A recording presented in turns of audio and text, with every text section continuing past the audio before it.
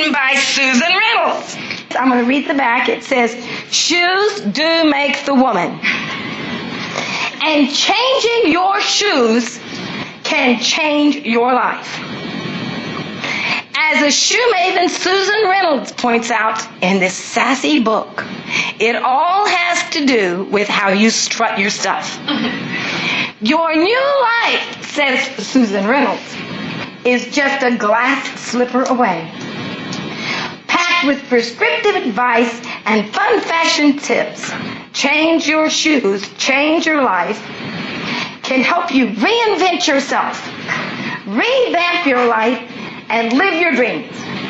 Put this plan into action and you'll strut your way to a happily ever after in no time. It is just as easy as slipping on a new pair of shoes. You need a man? Susan Reynolds says, get new shoes. You need a new job? Susan Reynolds says, get new shoes. You need to start fresh? Get new shoes. And according to Susan Reynolds, all you need to do to change the way you feel about yourself, the way you feel about the world, and the way others perceive you is to go buy a pair of shoes. Interesting.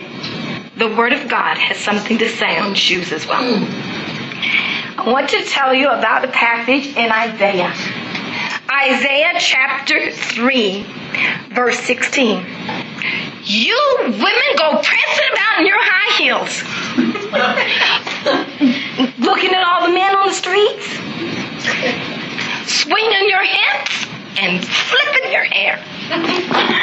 Get dizzy there. You're gaudy, garish in your cheap jewelry.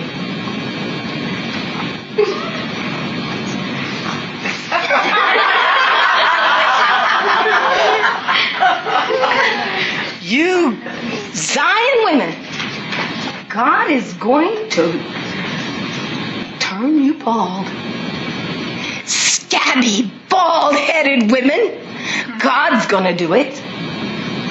You see, the women trusted not in the big buildings, not in the fortifications, but they trusted in their looks, in their opulence, in their luxury, in their fancy shoes. He's lambasting these women by what? The first item on the list, their love of shoes.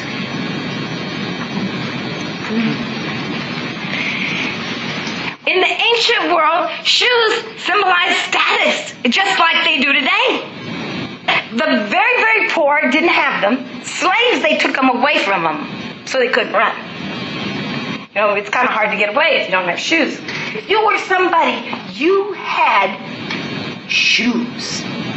Today it might be Jimmy Choo, Blanique, or Prada. And these Zion women were known because they cared more about their luxury. They didn't care about where it came from. And Isaiah said, God's going to take it from you, and he'll humble you till you seek my face. If I was to pick one person that really made a difference in my life, it would have to be my mother. She's the one that taught me how to hang sheetrock, how to use power tools, and how to burn the beans.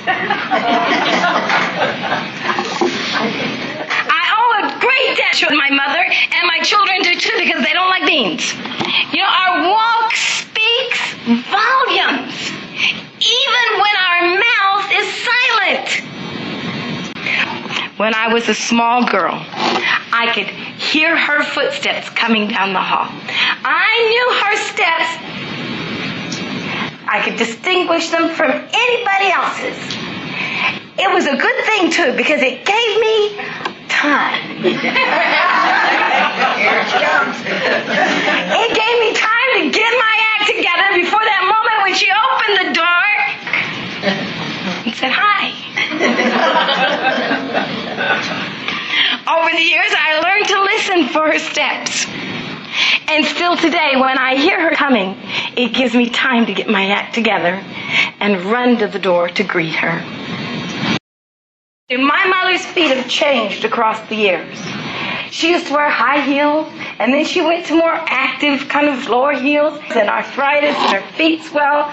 She wears adjustable strap sandals so she can change them quickly. And I think her feet are some of the most beautiful feet I have ever seen.